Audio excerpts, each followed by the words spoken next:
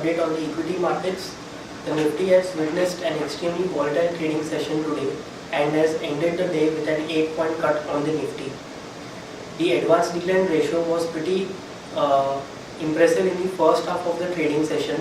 However, in the second half of the trading session, we saw a sharp fall and the advanced decline ratio also changed dramatically and ended the day with a negative breadth with 547 advances to 1016 declines.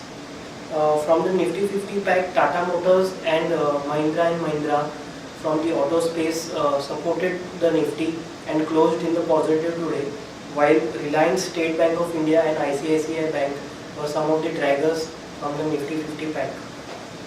Now we will have a look on the daily charts. On the daily charts, you can observe that from the highs of 7,505 odd levels, the Nifty has corrected extremely sharply, and at a point in the day, in the second half of the day, the Nifty was down almost 90 points negative from the highs of 750506.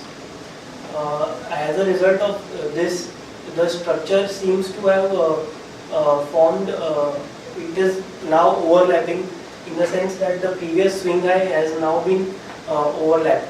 The positive point until now is that the previous swing low of 7206 will act now as a crucial support, which will, if that holds, then the formation of higher tops and higher bottoms will remain intact. So 7206 remains a crucial support for the Nifty in the coming trading sessions. The daily momentum indicator still has a positive crossover, so until and unless we get more indications, the trend remains positive. On the hourly charts, you can observe that the first half of the trading session was pretty good, and the Nifty traded with a positive bias. It was up around 130-140 points up. It opened gap up, and after that it consolidated and gained strength. But however, after 1 p.m. in the afternoon, the Nifty saw a sharp fall from the highs of 7506. It held on to the previous it held on to the upward sloping support trend line, and it has closed above the 20 and 40 hourly moving averages, which are extremely crucial levels if the Nifty has to continue or has to sustain its upward momentum. 7358 and 7310 are crucial 20 and 40 hourly moving averages and crucial supports.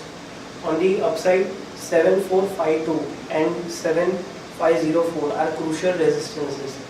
So traders at this point of time need to be very cautious, as we are selling, as we are seeing huge intraday movement, and today's fall was extremely sharp. So traders need to be very cautious and need to keep and follow tight stop losses.